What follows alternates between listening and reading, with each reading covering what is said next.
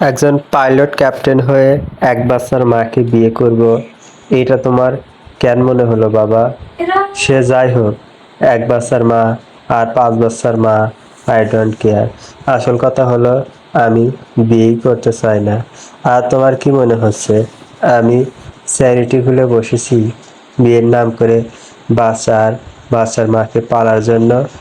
Don't say silly things. আমার অতিরিক্ত emotional বাবা ইমরান ফারুকী ছেলের জেদি আহত চোখে তাকালেন। ছেলেকে কিভাবে বোঝাবেন তা তিনি বুঝতে পারলেন না। ছেলেটার বয়স 30 পার হতে চলল বলে। বহু বছর পর স্ত্রী সন্তানদের নিয়ে গ্রামের বাড়িতে বেড়াতে এসেছেন তারা।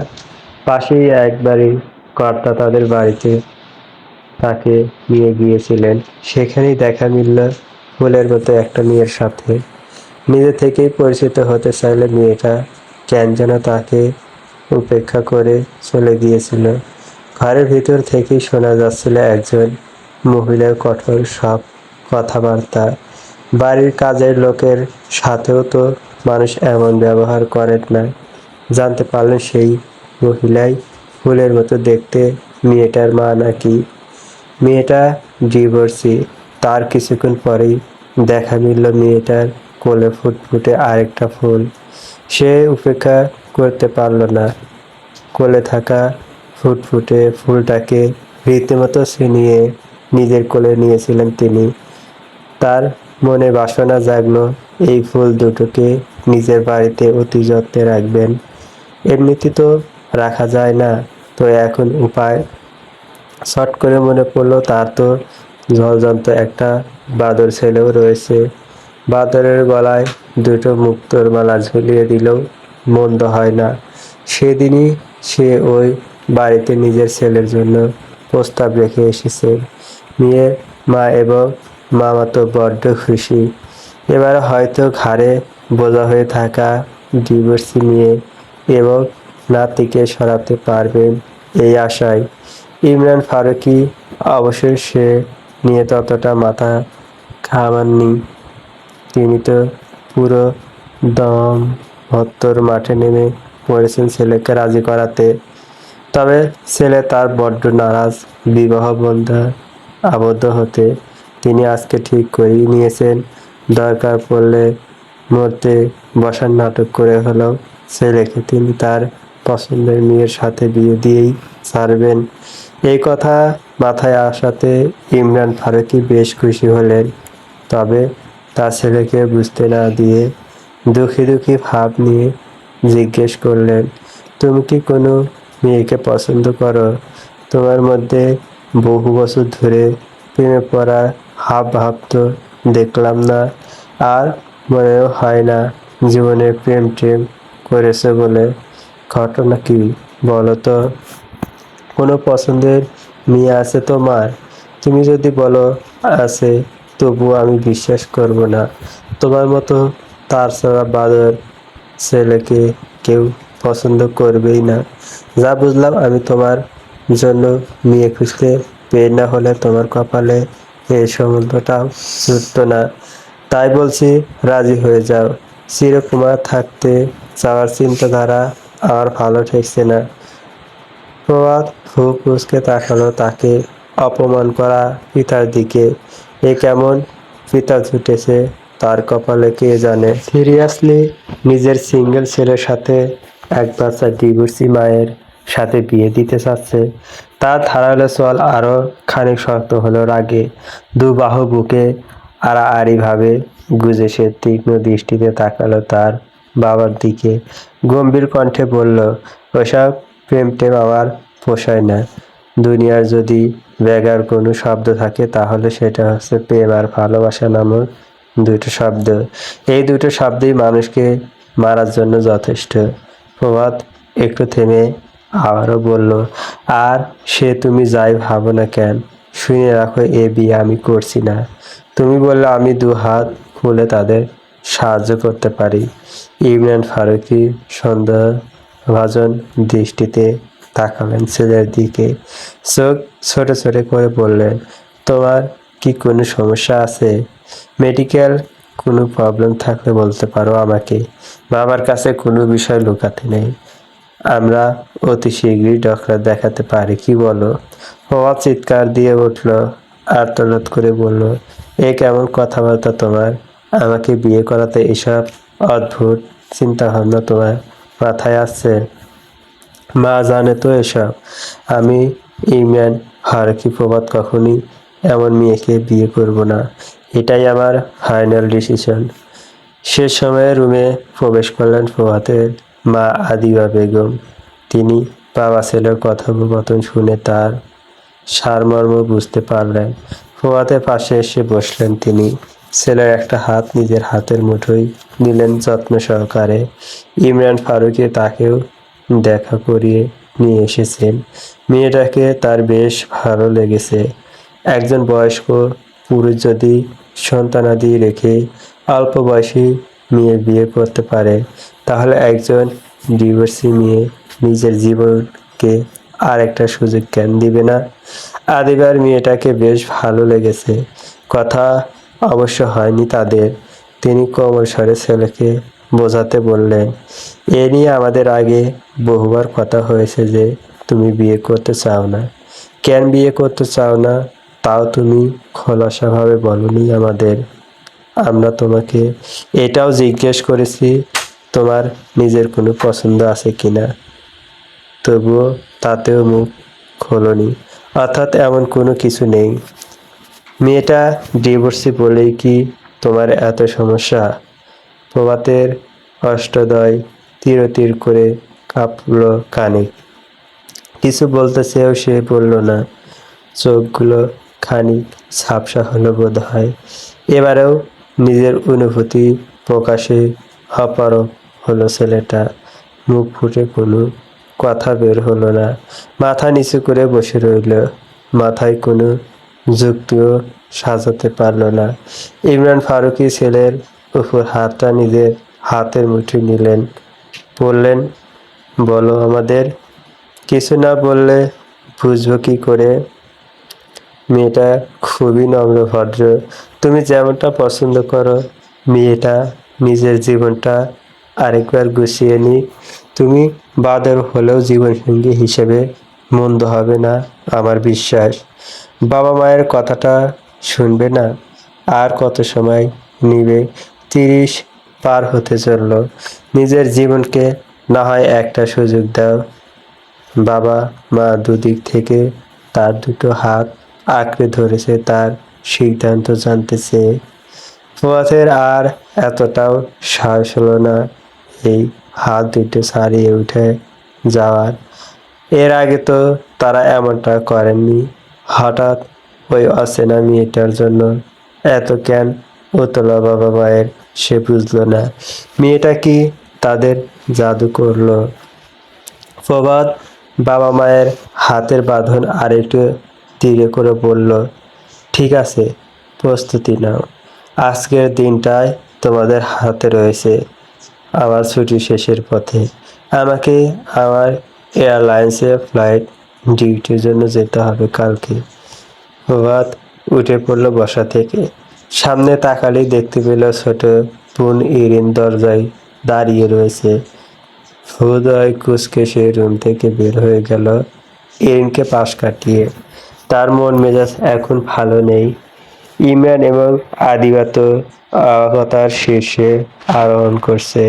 তাদের ছেলে এত সহজে মেনে যাবে তা তো তাদের কল্পনাতেও ছিল না। দুজনের মুখেই তৃপ্তির হাসি ফুটে উঠল। ইরিন বাবা মায়ের মাঝখানে এসে বসে পড়ল। সামান্য চেঁচিয়ে বলল, এত খুশির কিছু নেই। তোমাদের ছেলে একটু পরে এসে বলবে আমি এই বিয়ে কিছুতেই করব না। একটু আগে যা বলেছি সব ভুলে যাও। ইমরান এবং আদিবা বসা থেকে উঠে দাঁড়ালো হুড়মুড় করে। ইমরান পকেট থেকে ফোন বের করে কল লাগালো মেয়েটার মামার ফোনে। জলদি করে কাজে ডেকে সামান্য আয়োজন করতে বললেন। আজকেই বিয়ে পড়ানো হবে সিদ্ধান্ত হলো। মেয়ের মামা তাতেও রাজি। আদিবা ইরিনের বাহু চেপে ধরে রুম থেকে বের হয়ে ছেলের খোঁজ লাগালেন। অবশেষে বাড়ির ছাদে ছেলেকে পেয়ে মা মেয়ে তাকে টেনে নিয়ে নিচে আসলেন। ইমরান ইতিমধ্যে গাড়িতে গিয়ে বসেছেন। প্রভাত বুঝতে পারল না রাত্রিবেলা এদের হলোটা কি। সে যে একটু আগে আজকের দিনটায় বাবা মাকে সময় দিয়েছিল তাও বেমারা লোক ভুলে বসেছে। হরিণ ভাইকে ঠেলে গাড়ির ভিতর বসিয়ে নিজেও তার পাশে বসে পড়ল। আদিবা ফ্রন্ট সিটে গিয়ে বসল। প্রভাতের মনে হলো তার পরিবারের লোকজনই তাকে কিডন্যাপ করছে। ইমরান হাওয়ার বেগে গাড়ি ছুটিয়ে নিয়ে চলল। 5 মিনিটে তারা পৌঁছে গেল মেয়ের বাড়িতে। প্রভাত একটার পর একটা প্রশ্ন জিজ্ঞেস করে চলেছে, তবে তার ফিরতি উত্তর মেলেনি। ইমরান গাড়ি থামিয়ে ছেলেকে টেনে গাড়ি থেকে নামালেন। এবারে তিনি বললেন, তোমার হবু শ্বশুর বাড়িতে নিয়ে আসলাম। একটু পরেই তা পার্মানেন্ট শ্বশুর বাড়িতে রূপান্তর হবে। এবার ভিতরে চলো। প্রভাত কিছু বলারও সুযোগ পেল না। আরে বাবা, কিসের বিয়ে? সে তো এখনো তার জন্য নির্বাচন করা মেয়েটাকে চোখের দেখাও দেখলো না। না দেখেই কৌর বলে দিবে নাকি আজব? তার ভাবনা চিন্তার মাঝেই সামনে হুজুর বেশে বসে থাকা লোকটিকে বলল, বলো বাবা, কবুল। প্রভাতের ধ্যান ভাঙল। সে চারিপাশে তাকিয়ে দেখতে পেল তাকে ঘিরে গুটি কয়েক মানুষ দাঁড়িয়ে রয়েছে, আর সে সকলের মধ্যমণি হয়ে মাঝখানে বসে। সে আটকে উঠে দাঁড়িয়ে গেল, আর্তনাদ করে বলল, কপাল। কাজী সাহেব বিরক্ত মুখে বললেন, কপাল নয় বাবা, বলো কবুল। প্রভাত তো হা হুতাশ করতে গিয়েও কপাল বলেছে, আর এই লোকগুলো ভাবছে সে ভুল বলেছে। ইস, কি লজ্জা। প্রভাতের বাবা তার কাঁধে হাত রেখে বললেন, কবুলকে কপাল বলছো কোন আক্কেলে ঈর্ষান? প্রভাত দরদর করে ঘামতে শুরু করলো। কোনো রকম অনুভূতিবিহীন বলল, কপালের লিখনে কবুল, ভাগ্য মেনে কবুল, তাকে কবুল। নুরায়ার মাথার সপাটে থাপ্পড় দিয়ে তাকে কবুল বলতে বলল তারই মা রুকসানা বেগম। নুরায়া মাথা নাড়ালো। আচ্ছা, সে কবুল বলেছে। কাজী রেজিস্ট্রি পেপার এগিয়ে দিলে সে খসখস করে সেখানে স্বাক্ষর করে দেয়। ছলছল চোখে মায়ের দিকে সে হাত বাড়িয়ে দিলে রুকসানা বেগম অন্য একটা ঘরে গিয়ে কান্নারত বাচ্চাটাকে নিয়ে আসে। 2 মাসের বাচ্চাটাকে সে তুলে দেয় তার মায়ের কোলে। নুরায়া নিজের ছেলেকে কোলে পেয়ে তার সারা মুখে চুমুতে ভরিয়ে দিল। স্বেচ্ছেতে শাড়িটা তখনও নুরায়ার পরনে। কোলে থাকা 2 মাসের বাচ্চা তিয়ার তৃপ্তি সহকারে মাত্র দুধ পান করছে। ক্লান্ত দেহটা বারবার ঢলে পড়তে চায় নুরায়া। নুরায়া নিজেকে সামলে কোনো রকম চোখ দুটো খুলে রাখে।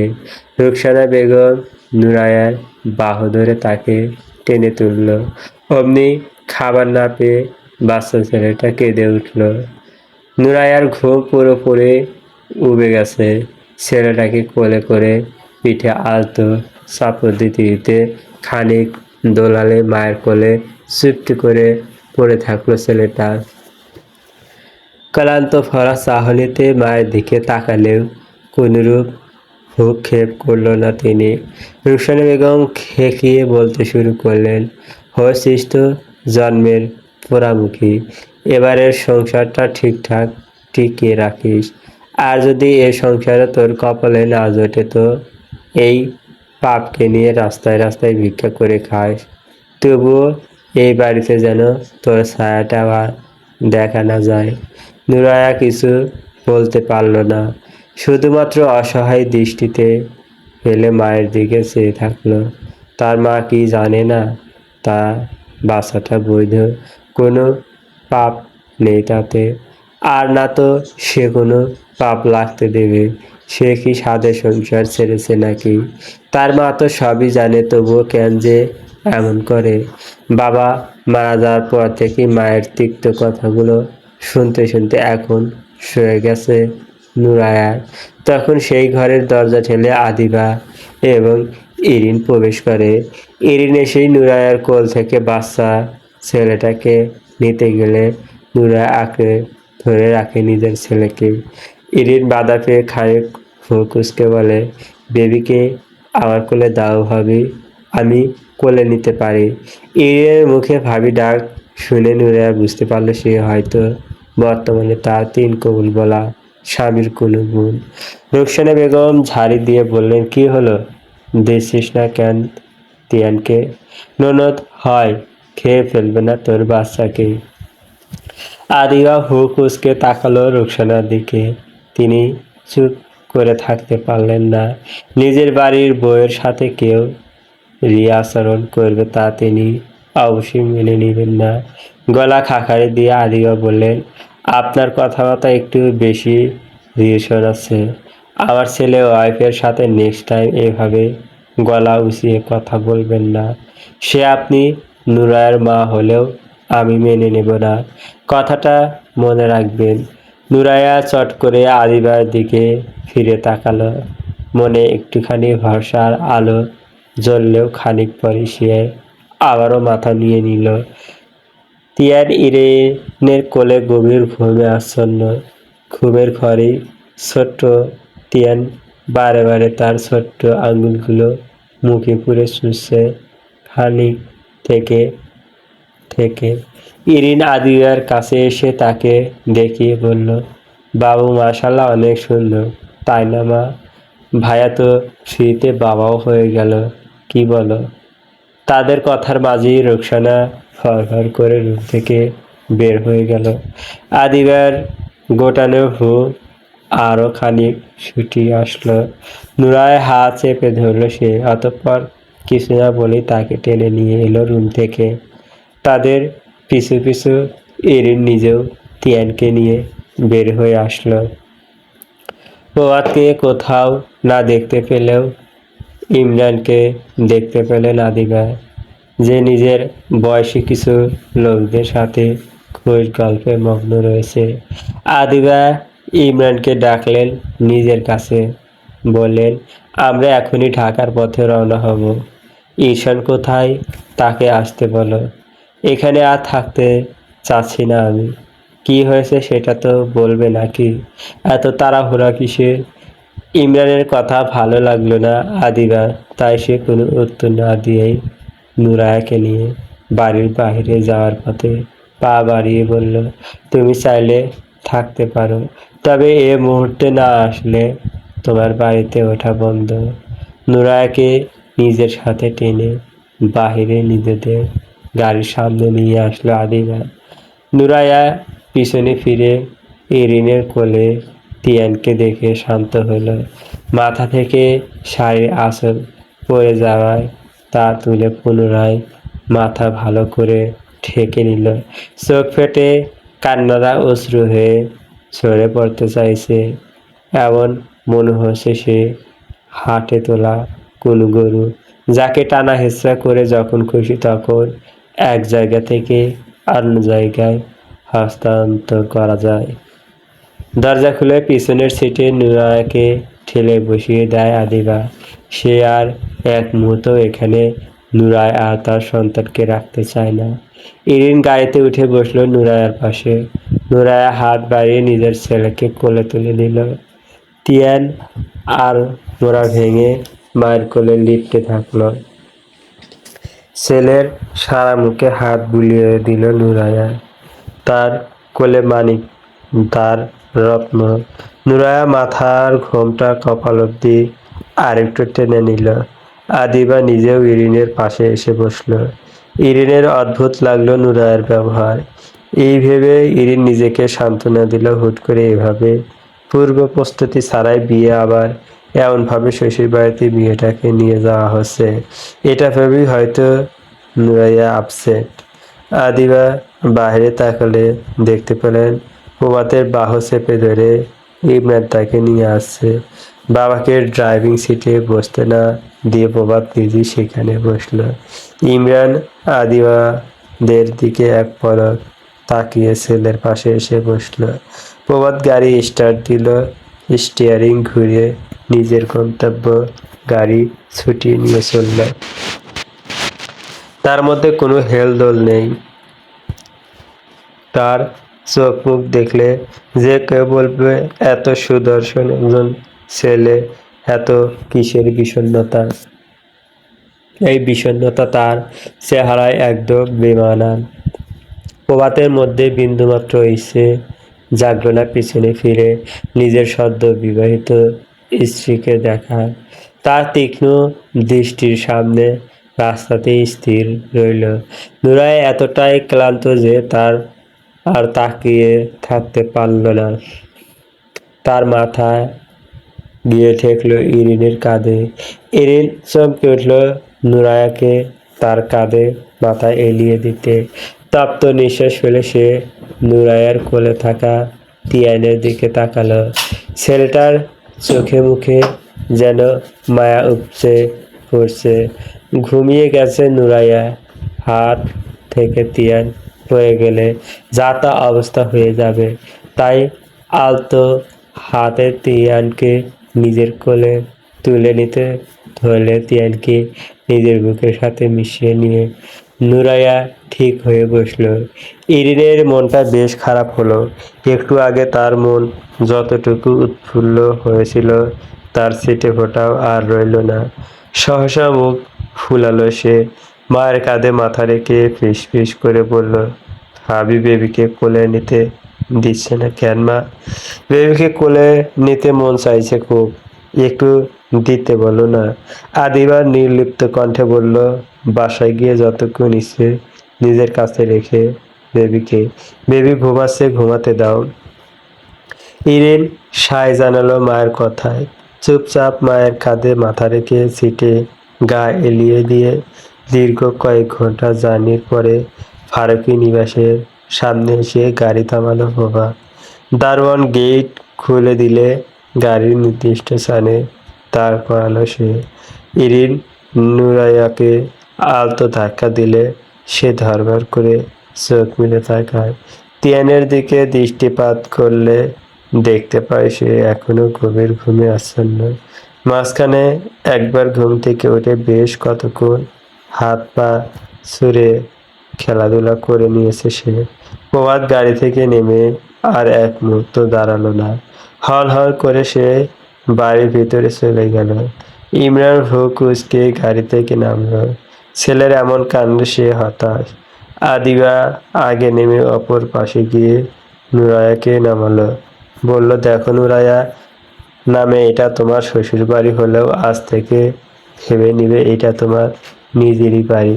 নুরায়া তটস্থ হয়ে নিজেকে আরো খানিক গুটিয়ে নিয়ে সুন্দরত মাথা নাড়ালো। ইমরান তাড়া দিল তাদের বাড়ির ভিতরে আসার জন্য। ইরিন নুরায়ার পাশে এসে মিষ্টি করে বলল, চলো ভাবি, এই বাড়িটা তোমার অপেক্ষাতেই এভাবে মুখ তুলে দাঁড়িয়ে রয়েছে।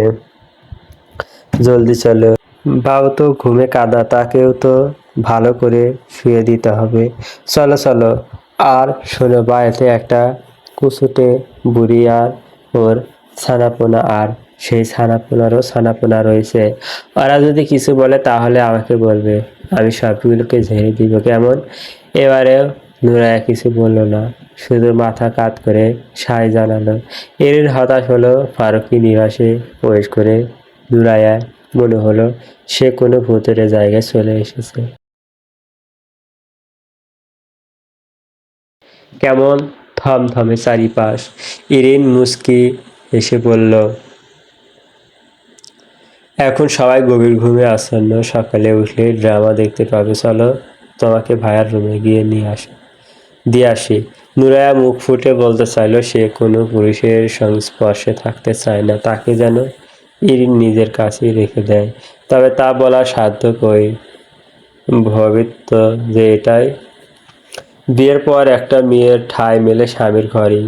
আদিবা ইরিনকে প্রভাতের রুমে দিয়ে আসতে বললেন নুরায়াকে। অনেক রাত হয়েছে, বিশ্রামের প্রয়োজন তাদের। একটু পরেই সে কিছু হালকা পাতলা খাবার পাঠিয়ে দিবে। ইরিন দোতলায় বা পাশে একদম কর্নারে থাকা রুমটাতে নুরায়াকে নিয়ে গেল। নুরায়াকে সেখানে রেখে ইরিন বাইরে চলে গেল। খানিকক্ষণ পরেই আবারও তাদের পদার্পণ ঘটল রুমে।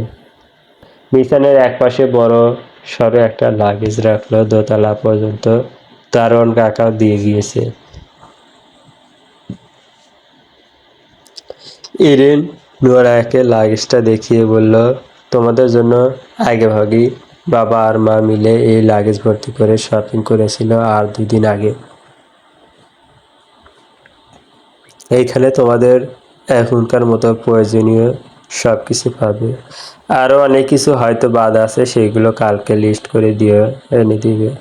আগের মতো এবারেও নুরায়া মাথা কাত করে সায় জানালো।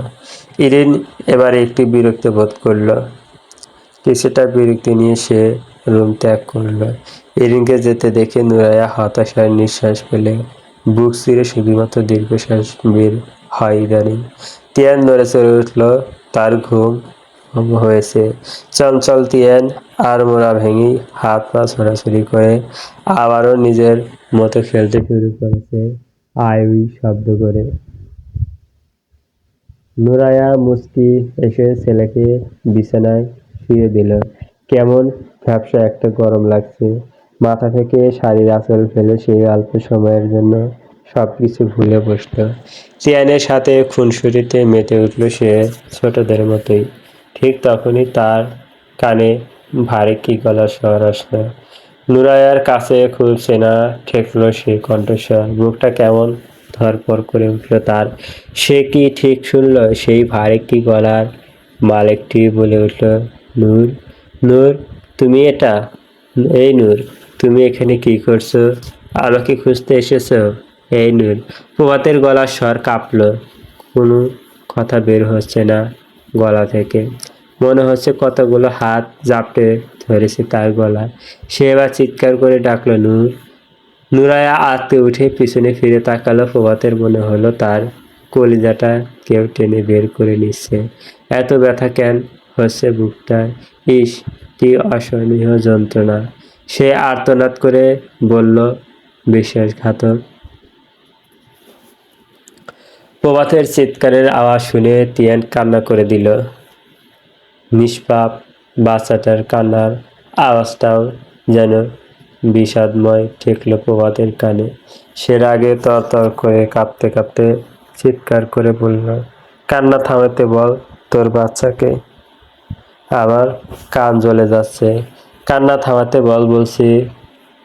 খুব কষ্ট হচ্ছে নূর। এই বিশ্বাসঘাতক। কান্না করতে নিষেধ কর তোর বাচ্চাকে। চলবে? পরবর্তী গল্প পাওয়ার জন্য চ্যানেলটি সাবস্ক্রাইব করুন, কমেন্ট করুন, লাইক দিন।